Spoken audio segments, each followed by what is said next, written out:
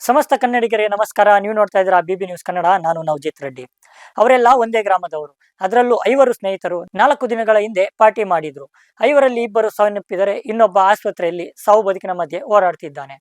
ಬಣ್ಣಕ್ಕೆ ಮಿಕ್ಸ್ ಮಾಡುವ ಸ್ಪಿರಿಟ್ ಕುಡಿದು ಸಾವನ್ನಪ್ಪಿದ್ದು ಸಾವಿನ ಸುತ್ತ ಹಲವಾರು ಅನುಮಾನಗಳು ಹುಟ್ಟಿಕೊಂಡಿವೆ. ಮಕ್ಕಳ ಕಳೆದುಕೊಂಡ ಕುಟುಂಬದ ಆಕ್ರಂದನ ಮುಗಿಲು ಮುಟ್ಟಿದೆ. ಇಲ್ಲಿದೆ ಈ ಕುರಿತು ವಿಶೇಷ ವರದಿ. ಸ್ನೇಹಿತರ ಪಾರ್ಟಿ ದುರಂತಕ್ಕೆ ತಿರುಗಿದ ಘಟನೆಯೊಂದು ಕೊಪ್ಪಳ ತಾಲೂಕಿನ ಕೊಂಕನಪಲ್ಲಿ ಗ್ರಾಮದಲ್ಲಿ ನಡೆದಿದೆ.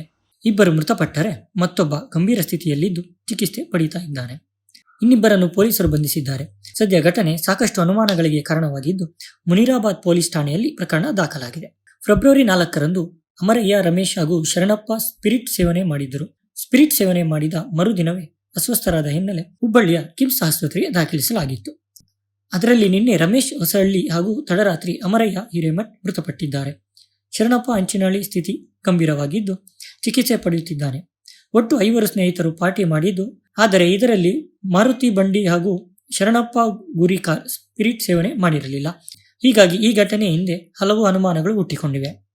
ಇನ್ನು ಪೊಲೀಸರ ಮಾಹಿತಿ ಪ್ರಕಾರ ಗೋವಾ ಡ್ರಿಂಕ್ಸ್ ಅಂದುಕೊಂಡು ಸ್ಪಿರಿಟ್ ಸೇವನೆ ಮಾಡಿದ್ದಾರೆ ಎನ್ನಲಾಗಿದೆ.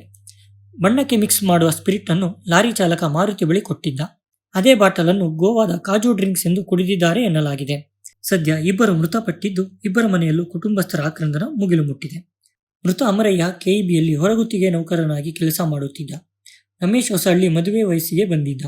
ತಂದೆ ತಾಯಿಗೆ ಒಬ್ಬನೇ ಮಗ. ಮಗನನ್ನು ಕಳೆದುಕೊಂಡ ಹೆತ್ತವರು ಕಣ್ಣೀರಲ್ಲಿ ಕೈ ತೊಳೆಯುತ್ತಿದ್ದಾರೆ.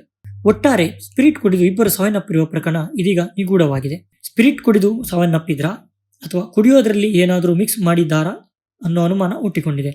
ಸ್ಪಿರಿಟ್ ಸಿಕ್ಕಿದ್ದು ಕೂಡ ಹಲವು ಪ್ರಶ್ನೆಗಳನ್ನು ಹುಟ್ಟುಹಾಕಿದೆ. ನೋಡಿದ್ರಲ್ಲ, ಇದಾಗಿತ್ತು ಇವತ್ತಿನ ವಿಶೇಷ ವರದಿ. ಸಮಗ್ರ ಸುದ್ದಿಗಳಿಗಾಗಿ ಸದಾ ಗಮನಿಸಿ ಬಿಬಿ ನ್ಯೂಸ್ ಕನ್ನಡ. ಇದು ಕನ್ನಡಿಗರ ಧ್ವನಿ.